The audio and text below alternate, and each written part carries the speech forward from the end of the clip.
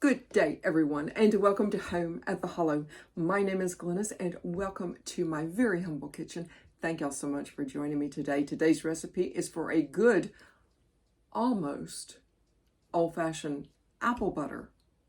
Now, why I say almost is because if you really were to make it in an old-fashioned way that I grew up with, is to stand on a stovetop and stir and stir and stir hour after hour after hour. That's not a lot of fun, and I have other things to do, and I'm sure that you do too. The other old-fashioned way, of course, is to have a big roasting pan and all of your apples and seasonings and sugars and things in the oven. Well, I don't have every 15 minutes to stop what I'm doing and stir this and make sure the apple butter is happy and healthy.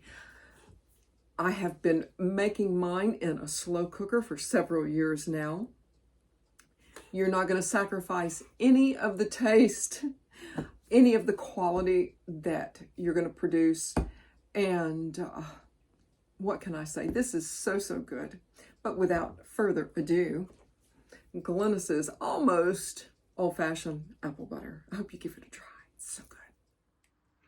I'm starting my day coring, peeling, and chopping apples for my apple butter. I've chosen Granny Smith because I know they're going to be really good and tart. And although the apple butter will be slightly sweet, I want a lot of tartness to come through. But what I've done is, of course, you can see I have just almost 8 pounds here. I do have a lovely, beautiful, big slow cooker. If you have one that is smaller, then you might want to start off with a little bit less apples. I probably could add a few to this because once you get this going, it's going to turn into virtually, you'll look in your slow cooker, where are my apples disappearing to? But I'm going to put as many in my slow cooker as I can. And let me get this started, and we'll come back and see what I add to it. And I'm hoping that y'all can see I have these, just a rough chop. And if I can just get these poured in. They are definitely going to be making their own sauce here as they cook. And as you can see, I'm hoping that y'all can see. Sorry. This pretty much fills up my big slow cooker. And this is my absolute most favorite. I can do a lot of different things in this slow cooker, but it is, just an awesome slow cooker. And really, this just about fills this up. I have a combination of a half a cup of brown sugar, half a cup of granulated sugar, and as usual, I will drop all of the measurements below, but a tablespoon of cinnamon, a wee bit of salt, nutmeg, and just a slight bit of cloves. And if you want to, if you have some cinnamon sticks, that probably would look really pretty, but I don't find that it's necessary. Now, I have made apple butter 3 different ways. This way, slow cooker, do it. It's just that easy in a slow cooker. 10 hours on low. And at the end of 10 hours, give it a look. Stir it around a little bit. Of course, I'm going to bring y'all back, of course. And at that point, if you want, add a little bit of vanilla extract with it. I have also done the same thing in an oven. That can be actually really is a bit of a challenge because, every, half hour, every 15 minutes, you're looking in your oven going, okay, is it scorching? Is it cooking too hard? Any number of things. This is the easiest way. I promise you, this is the easiest way. Or you could stand here and stir for hours and hours and hours. I don't have time for that, and I don't think y'all do either. But there you go, 10 hours. And I'm going to come back probably halfway, and of course, video it for y'all. See how this is looking. I did not bother to add any kind of lemon. Oh, they're going to turn brown. Y'all, they're going to turn brown anyway. That's apple butter. This is going to be the best apple butter you've ever had. You cannot go and buy this out in the store. Believe me, I've tried.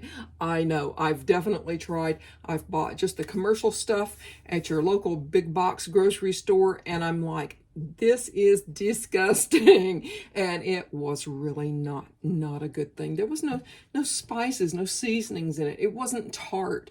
It just did not have what you can put into this.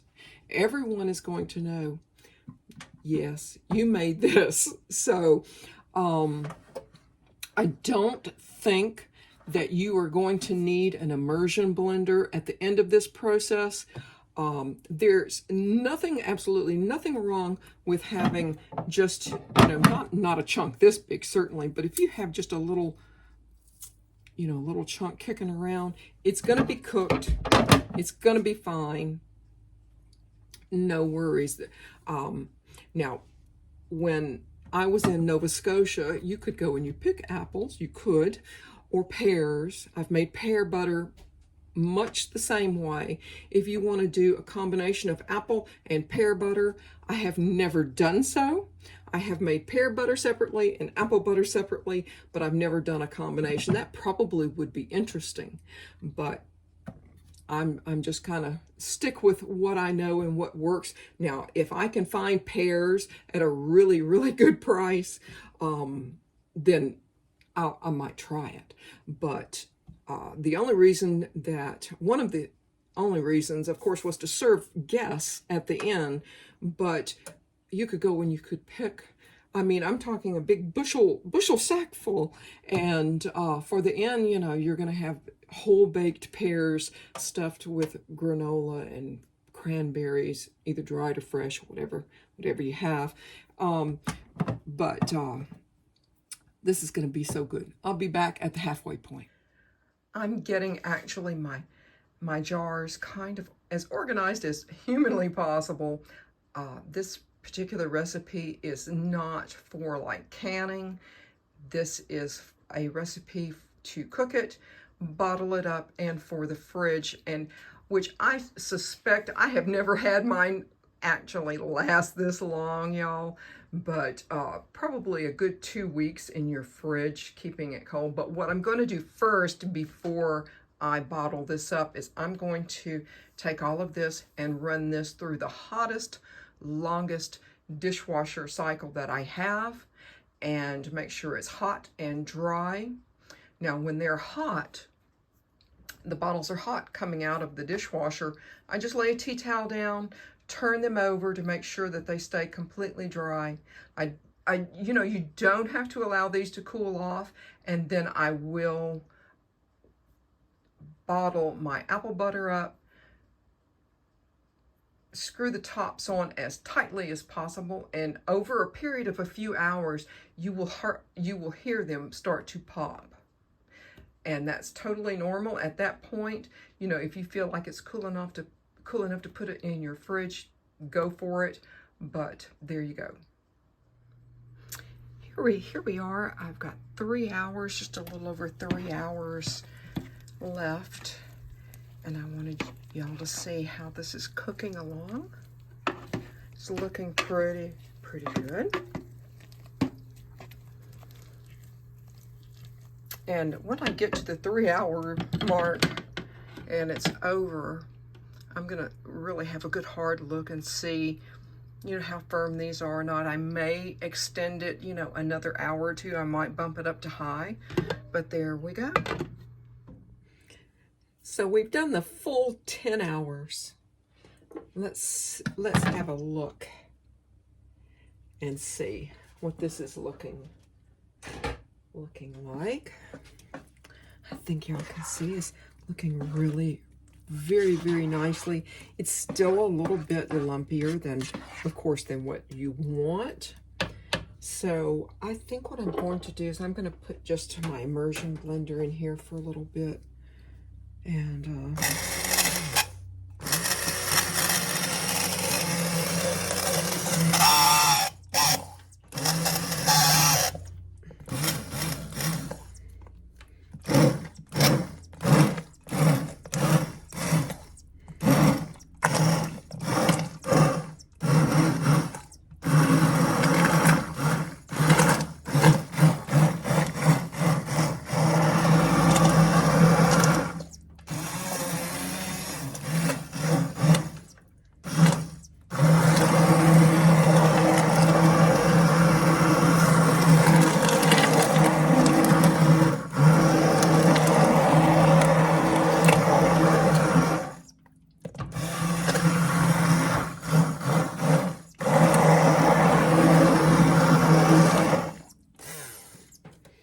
it's looking pretty good.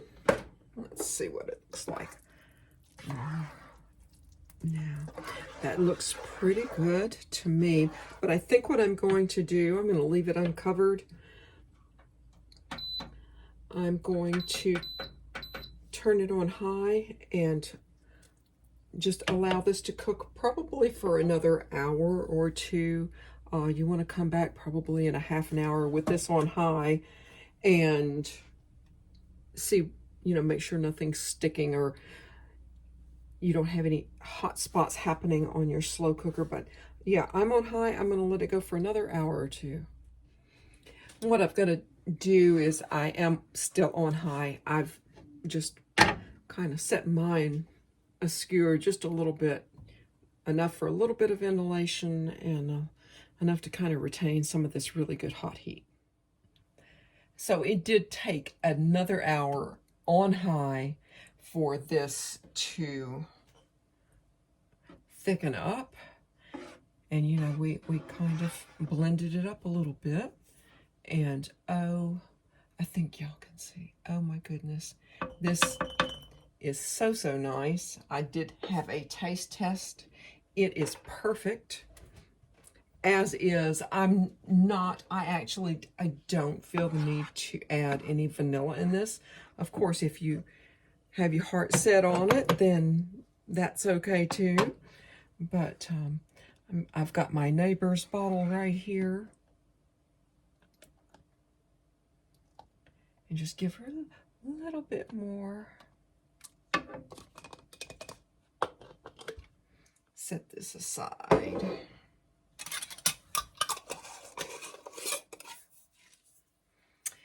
And here you go.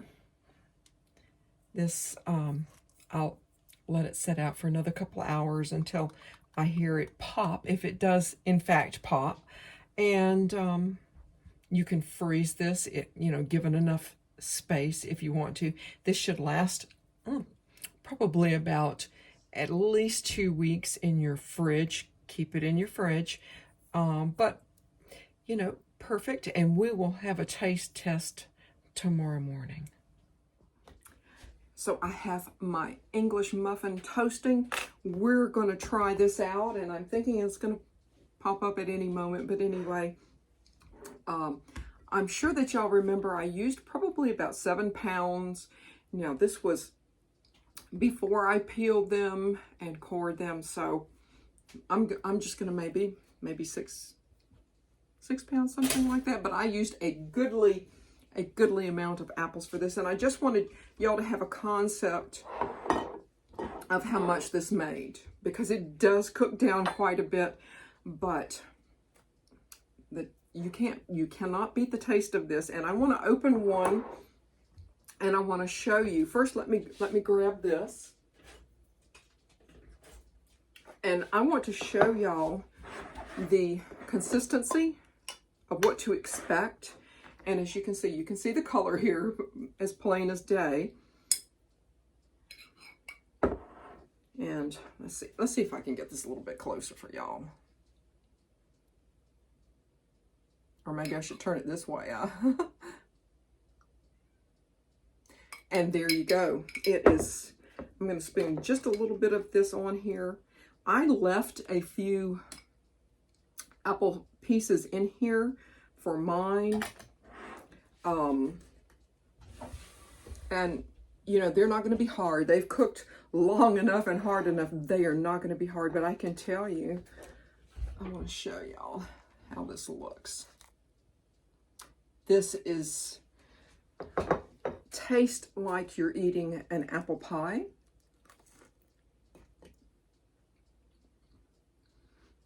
I typically don't put any butter on my English muffins, but you do you. But this is so good. Now, you might be asking me, what am I going to do with this apple butter? Well, for one thing, I'm going to gift one to a neighbor. Poor neighbors. I'm going to gift one to a neighbor. And there are several recipes online that use apple butter. Me, of course, I'm going to, hold a couple back for my own toast. I'm going to be making, and I want you to give me a thumbs up, or maybe not. I always hope you give me a thumbs up on the video. But, let me know if you're interested in what I propose to do and what I propose to make with this apple butter. I think I have a pretty good idea. When I was at JR's Produce, I picked up another, I do it every year, I picked up another Granny Smith, I think it's a gallon of apple cider. And so I think this year I'm going to make one or two things with my apple butter and my apple cider that I picked up at JR's Produce. I hope that y'all give this a try. It truly is so worth the very little effort that it took to make this.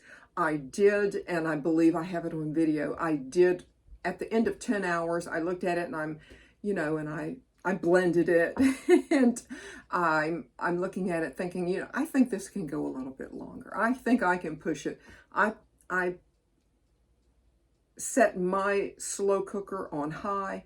I kind of popped up the lid a little bit to let a little bit of steam escape for this to cook down a little bit.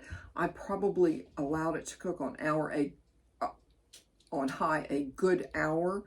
And at the end of that, I turned my slow cooker off. I left the lid askew and let it cool off just slightly before I put it in my clean mason jars.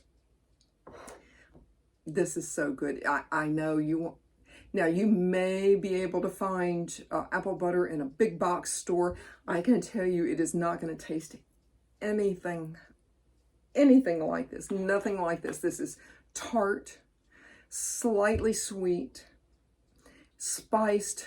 Now, this is spiced perfectly. I wouldn't change a thing. I wouldn't go any less on the cinnamon or any of the other spices and seasonings that I used in this. But drop me a comment below if you want to see a video of what I propose to do with this apple butter. I want to thank y'all again for joining me here home at the Hollow. I hope you join me again. And if you haven't subscribed, I hope that you do. And without further ado, I'm going to absolutely tear into this. Y'all have a wonderful day. Bye.